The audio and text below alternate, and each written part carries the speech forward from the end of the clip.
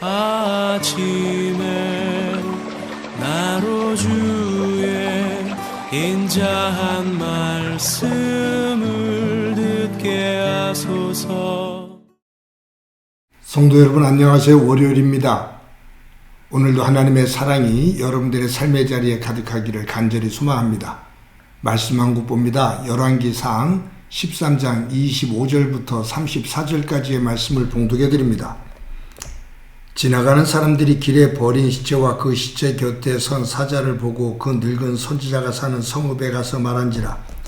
그 사람을 길에서 데리고 돌아간 선지자가 듣고 말하되 이는 여호와의 말씀을 어긴 하나님의 사람이로다. 여호와께서 그에게 하신 말씀과 같이 여호와께서 그를 사자에게 넘기심에 사자가 그를 찢어 죽였도다 하고 이에 그의 아들들에게 말하여 이르되 나를 위하여 나귀의 안장을 지우라. 그들이 안장을 지우매 그가 가서 본즉 그의 시체가 길에 버림받되었고 나귀와 사자는 그 시체 곁에 서 있는데 사자가 시체를 먹지도 아니하였고 나귀를 찢지도 아니하였더라. 늙은 선지자가 하나님의 사람의 시체를 들어 나귀에 실어 가지고 돌아와 자기 성읍으로 들어가서 슬피 울며 장사하되 곧 그의 시체를 자기의 묘실에 두고 오라 내 형제하며 그를 위하여 슬피 우니라. 이 사람을 장사한 후에 그가 그 아들들에게 말하여 이르되 내가 죽거든 하나님의 사람을 장사한 묘실에 나를 장사하되 내 뼈를 그의 뼈 곁에 두라.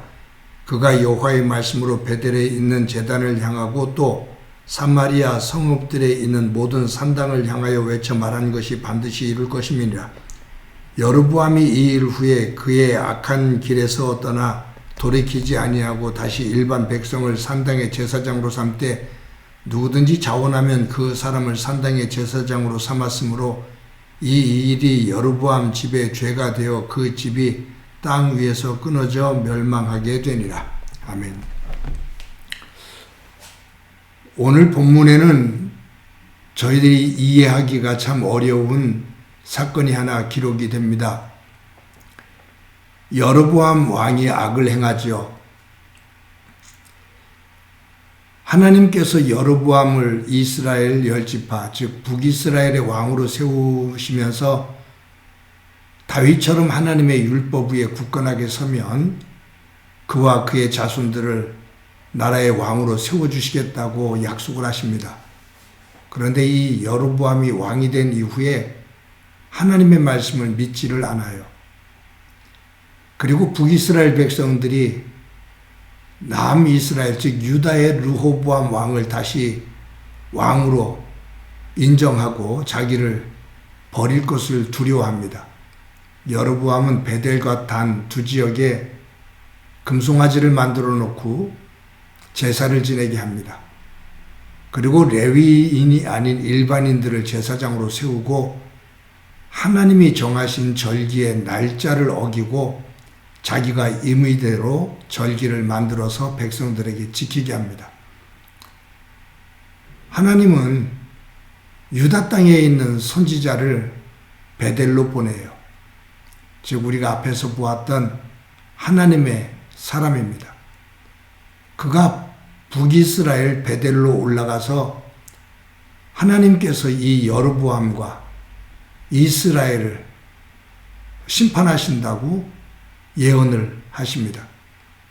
그리고 그 과정 속에서 여로보암이 이 유다 선지자를 잡으려고 할 때 그의 손이 마르잖아요. 유다 선지자가 기도를 해서 그 마른 손을 펴주게 합니다. 그때 여로보암이 이 유다 선지자 하나님의 사람에게 자신의 집으로 가자고 하죠. 가서 떡과 음료수를 마시자. 그리고 내가 너에게 예물을 주겠다고 합니다. 그때 유다 선지자는 단호하게 거절을 해요. 왜냐하면 하나님이 이스라엘 땅으로 올라가서 거기에서 어떤 떡도 물도 마시지 말고 어느 집에도 거하지 말고 바로 돌아오라고 그렇게 명령하셨습니다. 그래서 여로보암 왕의 그러한 초대도 거부하고 그는 하나님의 말씀에 따라 다시 유다 땅으로 내려가요. 그때 누가 등장하냐 하면 베델의 늙은 선지자입니다. 그가 집으로 돌아가고 있는 이 유다 선지자에게 옵니다. 자기 집으로 가자고. 나도 하나님의 사람인데 우리 집에 가서 떡과 물을 마시면서 잠시 쉬고 가라고 말합니다. 그때 유다 선지자가 하나님께서 이 지역에서는 떡도 물도 마시지 말고 돌아오라고 그렇게 말씀하셔서 저는 가야 된다고 합니다. 그때 늙은 선지자가 하는 말이 나도 하나님의 사람인데 하나님께서 나에게 임하셔서 당신을 집으로 초대해서 떡과 물을 대접하라고 말씀하셨다라고 말합니다. 유다 선지자가 배가 고프죠. 지치기도 하고요. 긴장이 됐기도 하고요. 그런데 하나님의 사람이라고 말하는 나이 많은 선지자가 하나님의 명령을 받았다고 말을 하는 그 말을 듣고 그 집에 갑니다. 가서 떡과 음료수를 마셔요. 그리고 집으로 돌아가는데 사자가 나타나서 그를 죽입니다. 유다 선지자가 죽었다는 이야기를 듣고 늙은 선지자가 아들들을 데리고 현장으로 갑니다. 사자가 있는데 옆에 나귀가 있고 유다 선지자가 죽어 있어요. 이것을 보고 늙은 선지자가 통곡을 합니다. 사자가 유다 선지자를 죽이고 옆에 나귀가 있는데도 잡아먹지 않았다는 것은 배고픈 게 아니에요. 이것이 하나님의 말씀을 어긴 심판이구나. 이것을 늙은 선지자가 깨닫고 통곡을 하면서 이 유다 선지자가 예언한 대로 이루어질 거다라고, 여로보암과 이스라엘이 멸망하게 될 거라고 이야기를 합니다. 그리고 자신이 죽으면 유다 선지자가 묻혀있는 그 무덤에 같이 묻어달라고 말하죠.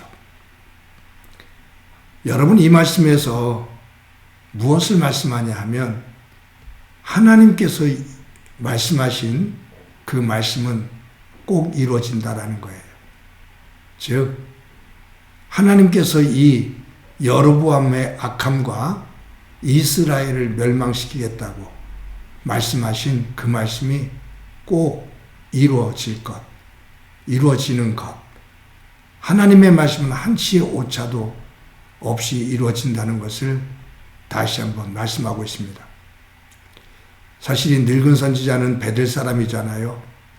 하나님이 자기에게 임하지를 않으셨어요. 그래서 유다 선지자가 하는 말을 확인하고 싶었던 거예요. 한편에서 보면 시기심이죠.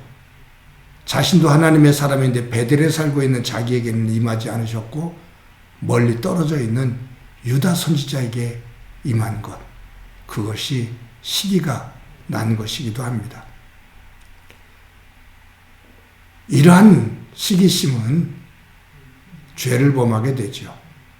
또 한 가지는 이 유다 선지자는 왕의 초대를 거절했지만 아주 작은 것에서는 타락하고 말아요.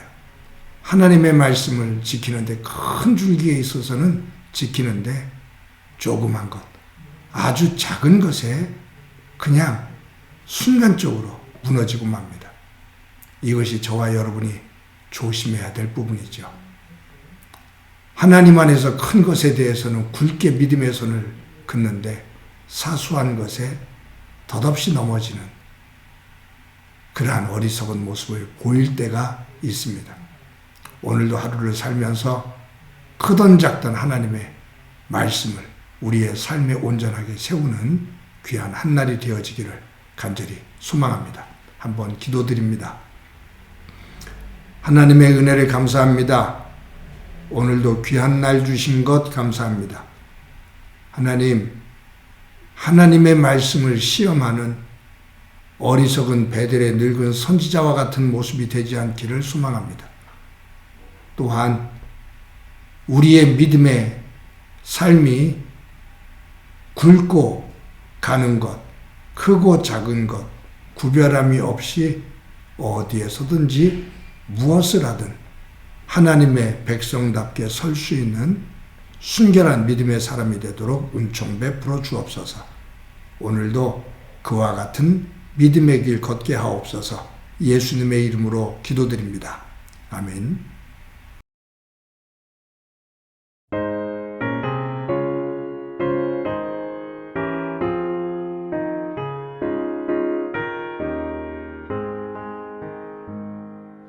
예수는 나의 힘이요 내 생명 되시니 구주 예수 떠나 살면 죄 중에 빠지니 눈물이 앞을 가리고 내 맘에 근심 쌓일 때 위로하고 힘 주시리 주 예수. 예수는 나의 힘이요 내 친구 되시니 그 은혜를 간구하면 풍성히 받으리. 햇빛과 비를 주시니 추수할 곡식 많도다. 귀한 열매 주시느니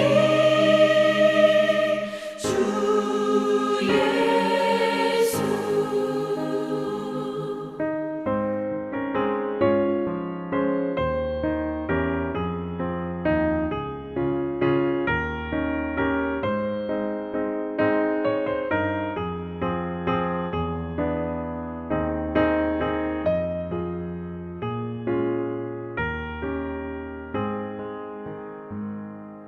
예수는 나의 힘이요 내 기쁨 되시니 그 명령을 준행하여 늘 충성하겠네.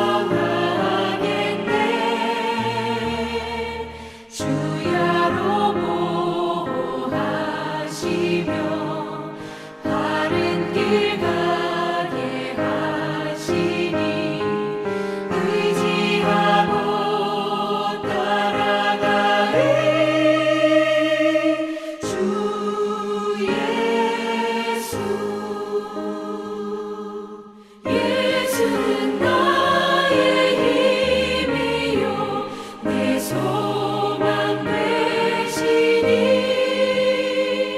이 세상을 떠나갈 때 곧 영생 얻으리.